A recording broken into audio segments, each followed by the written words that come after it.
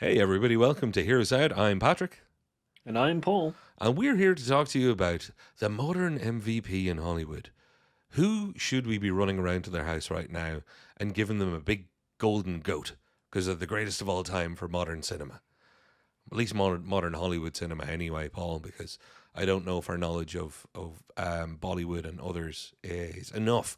So let's ring fence this to Hollywood, and apologies to other jurisdictions that we're not fully up to speed on.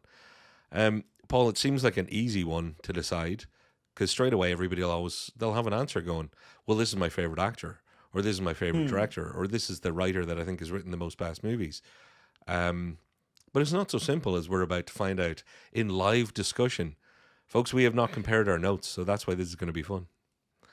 So It's gonna be it's gonna be an interesting one because we've discussed this sort of topic for quite a while, a year, and yeah, or more, yeah, and it's been a difficult thing to kind of go where does it end, kind of thing. exactly.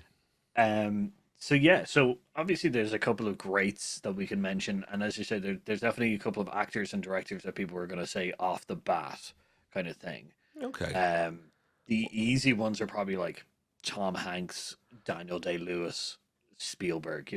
Well, yeah. Let's have a look at that for a second, then, Paul. Tom Hanks is a great example. People will pick Tom Hanks because he has a massive body of work, and we'll cut in bits of IMDb and things like that here. I'm not picking somebody like Tom Hanks, not because he's an actor. And that's the other thing. A lot of people will say, "Oh, well, you're not going to pick an actor because you're all into writers, director, blah blah blah. You film nerds." I think Tom Hanks has had a massively long career, and he Hmm. should be in this conversation. But has he done anything on his own to move cinema along or to be considered, the GOAT? For me, no. I actually think he's one of the top. He's the higher echelon of actors, for Hmm. sure. But he didn't even make my shortlist. Yeah, see that's the thing. Yeah, because it's not just about your epic body of work. Because director and actor Tom Hanks is a fairly good one kind of thing. But it's just that he's been able to bring stories that he's talked about or that he wants Hmm. to the light and stuff, and really well done. Kind of thing. Amazing. But has he pushed boundaries or anything like that? Not so much, I would say. Well, it's can he beat everybody else we're talking about? So let's maybe start with some actors then, because you know what? If we're going to throw in actors at the start, I'm going to throw in somebody like Clint Eastwood. There's another actor director with a massive body of work Mm. who not only started off in the Western genre, helped define the action genre in its burgeoning days, and then redefined the Western genre with something like Unforgiven. Made that transition to director and had an undeniable effect on cinema at certain times, and is still going, if for better or for worse, whatever you think about his latter day output. Like there's somebody just by the numbers alone and by the genre crossing, decade upon decade upon decade, different, westerns to Dirty Harry to directing.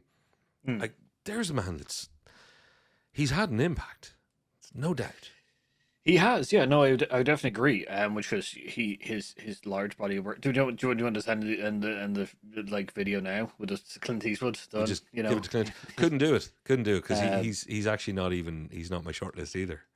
um, uh, yeah, because I would say Tom Cruise is also one of those big names kind of things because the fact is that he's started to push like he's had a great career in the kind of going from heartthrob drama action back to drama back to kind of thing but Yeah, now and now directing but I would say that it's not his body of acting or directing, it's the enthusiasm of his pushing of cinema, his whole yeah. like people need to come back to the cinema, his energy of cinema goers and stuff like that, like with Maverick and pushing people to go with with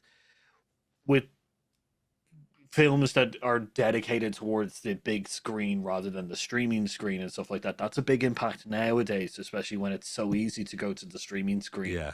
than it is to the silver screen. So he's got a great impact on now. I wouldn't have said originally. I said, yeah, he's a great actor. You know, he's got a good body of work and stuff like that. But now his influence of trying to bring cinema back to the cinema Yeah. is kind of a big one there for me. And actually, doing his own stunts and all sorts of other stuff, like pushing the boundaries of what actors are willing to be involved with in all ends of the production, while still, making it clear that stunt people are the real heroes when it comes to stunt work. But Paul, like, can we? Because I want to cover off something that we should have covered at the start, but I want to say, are you going to end up nominating an actor? Because I am not. Is an No, actor I going to don't. be your choice? I don't think so. No, like not probably not. Like Mm, the thing is that I'm just mentioning people who are on a list, I guess, because yeah. like there's several there's several directors that I can choose from. There's several other people who also have like great influences and stuff in it, um, like in the kind of surrounding kind of stuff as well. But like yeah, Aaron Sorkin is an amazing writer who pushed the boundaries of TV, Oh yeah. and film and other things. But his writing has been a big, huge like with the Chicago was it the Chicago Seven and the Yeah. West Wing and stuff like that as well. But like The Social Network. um yeah, Social Network and stuff like that. His producing and I like But so I'm going to put the brakes on you there because that's why I wanted to stop with actors and say the thing that okay. was forgot to be said because there are going to be people screaming at this. We're going to be superficial about this for some of you out there. And it's some of you out there who know the people behind the scenes, know people in Industrial Light and Magic, who know people in Weta or know people in Adobe, who have been instrumental in changing how cinema has able to be. There are people living today that have instrumentally been part of making Pixar and the idea of animated movies in a digital sense a reality. So, yes, there are going to be a category of people that none of us actually know their names that we're not going to be bringing up. So, let's just say, folks, that we know and recognize them and we recognize our ignorance in not being able to actually know every single person and maybe the key 4 or 5 people across the industry who really were the ones to change cinema forever in our lifetime. So just calling that out. But back to Yeah. writers. Aaron Sorkin's a great one to kick off with, Paul. Hmm. Great one because you mentioned TV and movies there. And I think Yeah. Michael Crichton's another great example in that respect. From Eeyore to Jurassic Park to everything else. There's so much in the way of how do you measure somebody's impact by movies and TV alone? Yeah, but it's whether or not have they defined genres. I like for me, Aaron Sorkin defined a genre of TV for sure. That Now he's made some incredible movies and written some incredible movies, but I would say he's changed TV for me forever. Yeah, I'd also say that his like he has like he's kind of created a genre, but it's more of a genre for himself. The The the Aaron Sorkin, like walk and talk has been adopted by others because it's so good, but nobody does it Sorkin styley. yeah, kind of thing. So like there is that kind of element to it. I don't know, yeah, because I don't know if we're probably not gonna include like Andy Sorkin, not sorry, not Andy Serkis, Andy Serkis kind of thing for mocap. his amazing kind of special effects kind of part. Um, I think it's but it's very worth an honorable mention for the people who yes, actors like him who took mocap and made it. It's like voice actors out there. There's a lot of voice actors who deserve a lot of credit now. And the Hollywood, the people with their faces on screen started co-opting your jobs for all you voice actors out there who did all the hard work behind the scenes. But then you've got people like Andy Serkis making mocap not something that was seen as just a circus performer's job, but actually, this is now part of our craft. This is part of our acting arsenal. So yeah, hmm. great mention. I'm really glad you brought him up. I would have missed him. Yeah, because I was just thinking with the special effects, he's kind of a weird one because he's directing, he's also Hmm. acted like his physicality rather than just the mocap thing. But then his biggest contribution to cinema has been the mocap thing. So I don't Yeah, know because we were talking about special. I don't know where he kind of falls on that kind of thing. But his impact on mocap and stuff like that to be able to widen the greater kind of like the magic imagination of landscape. Yeah, yeah kind of thing has been a big one. kind of thing. Well, So can we not bury the lead too much, because I don't want this video to run too long, because we could talk about this for 3 hours. yeah, I easily. not picking an actor, not picking a writer either. In my case, Paul, as somebody who I'm going to be running around to their house with the big golden goat trophy. Mhm. Where was your winner, or were you going to be settling on Sorkin, or someone similar? No, like, ooh, I Because we was can give thinking as of, many honorable mentions. There's no limit to that. yeah, like I think my big thing now is that I think Christopher Nolan has pushed. He's like recaptured the director landscape Yeah, in the sense of like really diving into kind of the big director kind of movies and stuff, and really focusing on like elements like we all know him from Batman. But like, and that's one of the like it's the crying change that like a lot of people were like, that's the Batman dude. It's like no, it's he's like Inception, Interstellar. It's and on and yeah, on and on and on. you know, yeah, like so it's kind of one of these things that he's been able to transcend genre a lot, kind of thing. And so actually, weirdly enough, not weirdly enough, I shouldn't say that is Vanille Danu, which with Dune and stuff like that. His sci-fi has been absolutely epic, Arrival and kind of yeah, thing. Dune. Yeah, But Christopher Nolan's really kind of claimed the center estate of directorships. Like he's taken on the mantle of like the torch of like Spielberg and yeah, Stanley Kubrick and which goes Martin Scorsese, like the big name directors that could literally get a movie made with literally just a flick of their like wrist yeah. kind of And thing. you know Ron what? Howard is another one. Yeah. That's a great point. But I'm so glad that you brought up Nolan, because he gives me my explanation for everybody. Nolan is literally the reason why I decided not to go casting directors or producers, because everybody say, "Oh, but there have been producers that have made all these things possible for all of these other people, and they've had the foresight." Well, you've got people then like Nolan, who producers, at the start, but he had to create his own path in a lot of ways, and push in a lot of doors. Everybody does. Um, but there are people like him that made it a no brainer for people to say, okay, we give you money, you give us gold. Like, there are those people. Like, James Cameron moved movies along. James Cameron Mm, is a singular crazy lunatic director. He just is. yeah. There's no two ways about it. A lot of people know him as the Air guy. A lot of people before that knew him as the Titanic guy. We did a whole episode on why he should be known as the everything but those movies guy, because of all the other incredible genre films like True Lies that he did, the amazing work with what is one of the greatest sequels of all time, Aliens, the amazing work with what is one of the greatest sequels of all time, Terminator 2. Yeah, like, it's the man was a golden goose. He was pooping out gold Mhm. from very very early on. But again, I thought about him for a while and thought, yeah, but no, because Nolan is a better choice. But Nolan weirdly brought me to the classic answer that you mentioned earlier, Spielberg. Because Mm, Spielberg, if you look back a few generations, we use the term blockbuster now, and there's a yeah. few people responsible for that: Steven Spielberg, George Lucas. And George Lucas should be mentioned here because Industrial Light and Magic, everything that Star Wars brought us, every single bit of the storytelling, every single bit of the merchandising, every single bit of the business that is show. Um, but I'm not going to claim that he's had the lasting impact because of his continued output. He is the catalyst for others' continued output.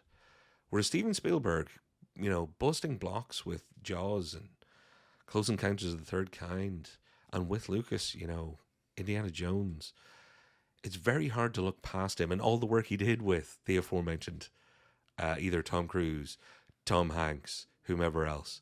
I, for the Mhm. longest time, was writing my list, and Spielberg kept getting moved back to the top, Mm, but I didn't pick him. yeah. Like I get yeah, like Spielberg is a kind of is one of those easy answers kind of ones, and it's an easy answer that has been earned by that by him, kind Yeah, of thing. He's entirely like not only just with his body of work, but he's inspired like another generation of filmmakers and stuff. J.J. Abrams is directly connected to him and stuff. Which is Super 8 is literally an homage Oh to my, it is. Spielberg's like kind of thing.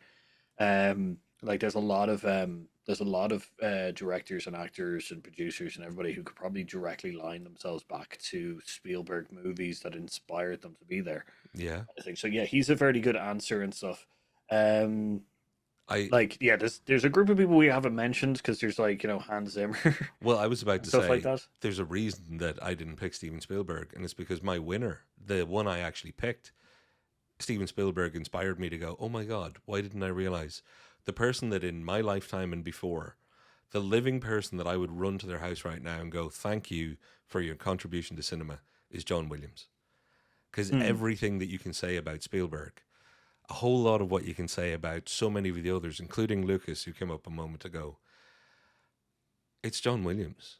From Jaws themes to Star Wars to everything else, to the fact that Hans Zimmer has a career to then be part of Nolan.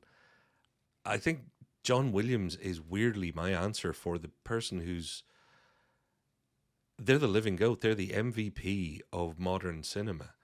I think scores have always been important because music Hmm. existed before talkies. People were playing piano in the old church hall. Hmm. But his approach to not just operatic but cinematic musical score, I think changed cinema fundamentally in our lifetime. Because before us, Paul, color came along, sound came along, cinema verite, movable cameras, all these things, all the way back through history. There have been such leaps forward. And every time I think about modern cinema and what a score means, be it listening to Atticus Ross and Trent Reznor, or Hans Zimmer, or Danny Elfman doing the same damn thing over and over again. Sorry, Danny, but you annoy the hell out of me. John Williams is the man that has actually maybe had the biggest unseen effect. I get that. Like I get that kind of thing. Yeah, he's a presence on the like he's such a presence on the cinema screen, without having to be there. Yeah, and once again, he's also inspired a group of like composers and musicians and stuff like that to go into the cinema screen. So I get your point in kind of going that route kind of thing. Yeah, because like Hans Zimmer, in like once again directly inspired by Williams and stuff. And So making our conversation about Nolan possible in some ways, because mm, Spielberg doesn't exist today the way he exists today without Williams. And I think in some ways, now it's maybe not as inextricably linked, but I think you could say the same thing for Zimmer and Nolan. But I guess I'm more just thinking I just love Interstellar's score so much. So a bit of bias there. yeah, no, I get that. I get that choice. That's a really good one. Such an impactful kind of career on the world, especially on a section of the cinema that like doesn't really get a lot of recognition, but is such a major part. And I take it if we were to get to pick two, and we were gonna head off in two different directions and hand out one each. I'm sensing that you might be going to Nolan's house via Villeneuve's house because I think Denis Villeneuve, as Uh, much as like, I know you're listening, Mr. Del Toro, sir. I was going Paul to does say still Del love you Toro's the also, most. yeah, Del Toro. I was going to mention as well because he's one of the biggest impacts on cinema to bring back the modern monster movie kind of thing. Like he's bringing back such a history of cinema, and history of theater and stuff like that. That he's also a big one as well. I would say. But yeah, I don't know. See, the problem is I just don't know. I can't choose one. Yeah, I can't. that's because there That's the isn't most really a difficult right part. answer. Although, having said that, I think this is time, Paul, to throw it over to our commenters. So if you're at home Hmm. listening, when you're watching this, get into the comments down below. Let us know who you think is the person that you would drive to their house right now and say, hey, while you're still with us, I want to hand you this trophy. You're the best of this generation. You're the best of what we have in your lifetime. You've moved cinema on. You've made the biggest difference. You are the MVP, the GOAT, whatever your favorite phrase might be. Yeah, I want it said that we're very clear that there's people in costume departments that have probably done more than we'll ever know. The most impactful Oh person in yeah. anything is usually never the one to get the fame. And with that, I've been Patrick. And I've been Paul. And we've been here South. Join us next time for more of this silly, silly waffle. See you later. Bye bye.